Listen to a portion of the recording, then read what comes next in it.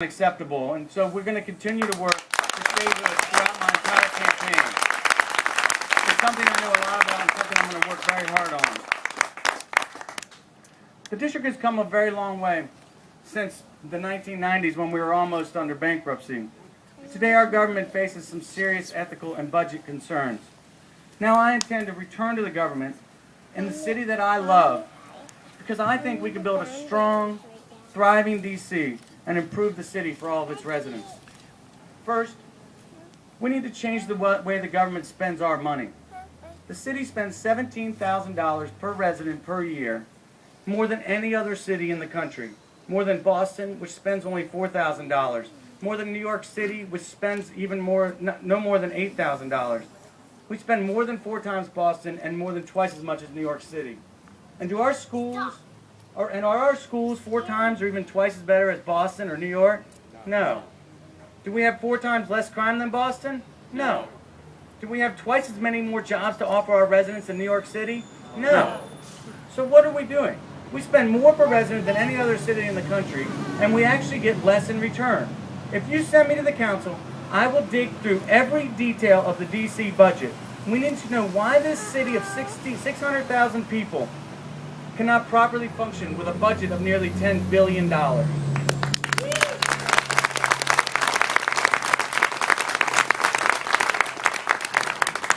promise you this.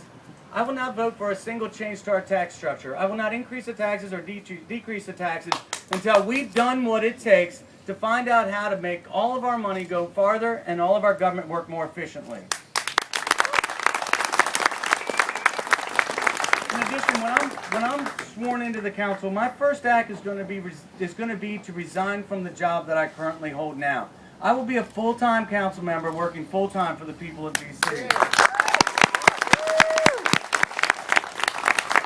We need to get rid of all of these disappointing, embarrassing distractions that keep finding their way into the press and ultimately to the federal prosecutor.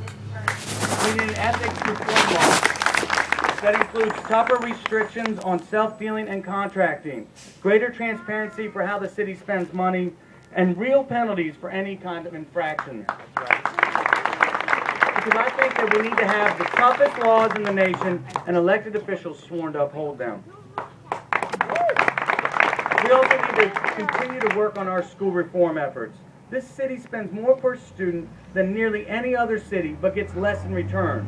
Lower test scores, more children struggling with reading and math, teachers who don't have the books to teach, and students that don't have the support to learn. We cannot return to a time when parents continue to leave D.C. to find a good education for their children. Parents in D.C. should want to send their kids to D.C. schools.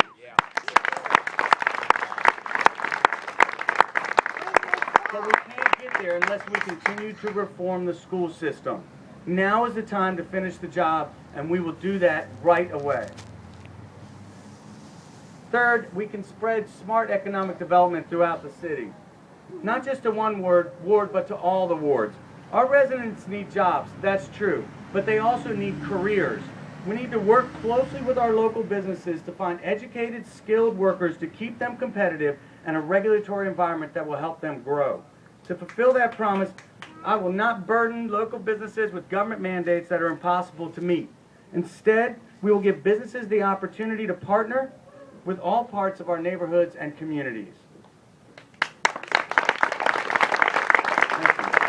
Send me to the council, and I will advocate that more police get out of their squad cars and walk around neighborhoods to get to know their neighbors.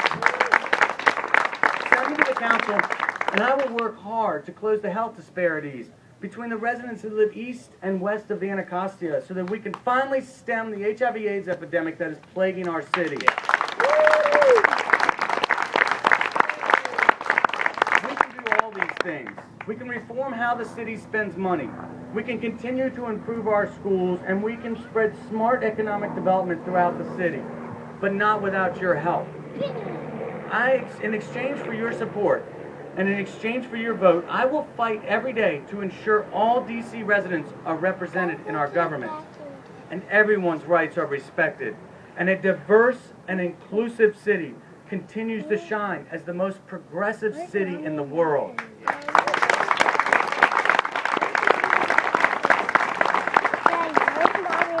will do this with you, with all of you, with each of you from every neighborhood. I will listen to and learn from each and every one of you. D.C. may be the nation's capital, but it's our hometown too. I will fight every day so that the D.C. government represents all D.C. residents, that the rights of every person are respected, and that this country's capital can rise to even greater heights. So I ask you to join with me. Take a yard sign, visit my website, like us on Facebook, and follow us on Twitter. Talk to your friends and neighbors. Sign up to volunteer with the campaign and spread the message across